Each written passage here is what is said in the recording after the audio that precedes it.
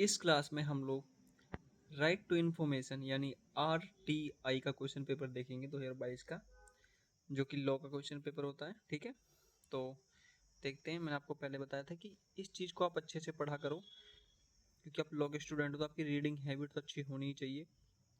तो हमारा पहला क्वेश्चन है, और इन दोनों यूनिट में से हमें एक क्वेश्चन करना होता है। ठीक है, तो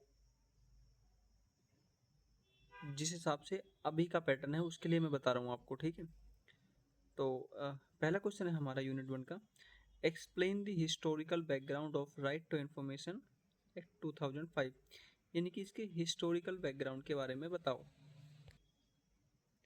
दूसरा क्वेश्चन है हमारा, write short note on article 19 and right to information और ट्रांसपेरेंसी।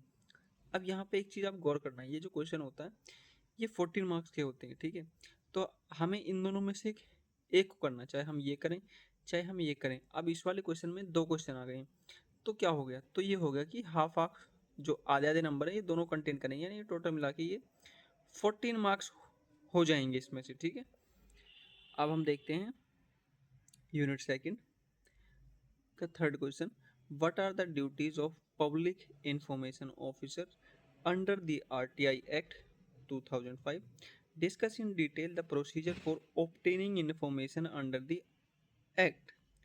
तो इसमें पब्लिक इंफॉर्मेशन ऑफिसर के बारे में बताओ भाई। फिर है right short note on third party information क्या होती है, और फ्री फ्लो ऑफ इंफॉर्मेशन क्या होता है।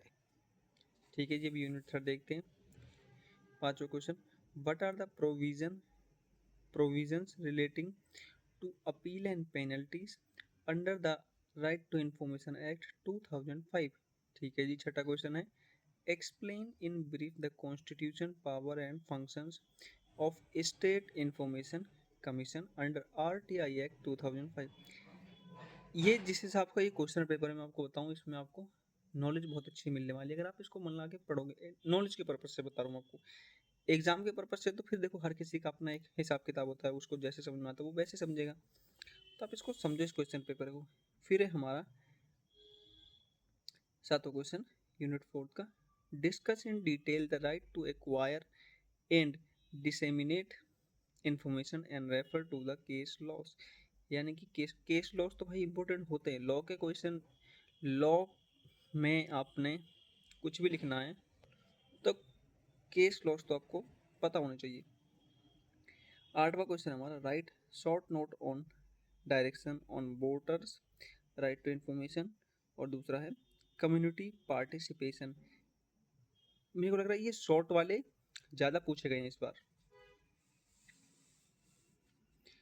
यूनिट 5 में जब हम आएंगे तो हम देखेंगे कि इसमें काफ़ी सारे शॉर्ट क्वेश्चन हैं, ये सारे कंपलसरी होते हैं, ये सारे ही करने होते हैं, इसमें से कुछ भी हमें छोड़ना नहीं होता। पहला क्वेश्चन है फ्रीडम ऑफ प्रेस, दूसरा है मीडिया एंड क्रिमिनल लॉस, तीसरा है right to know. Right to know भाई आपको पता होना चाहिए राइट टू नो क्या होता है।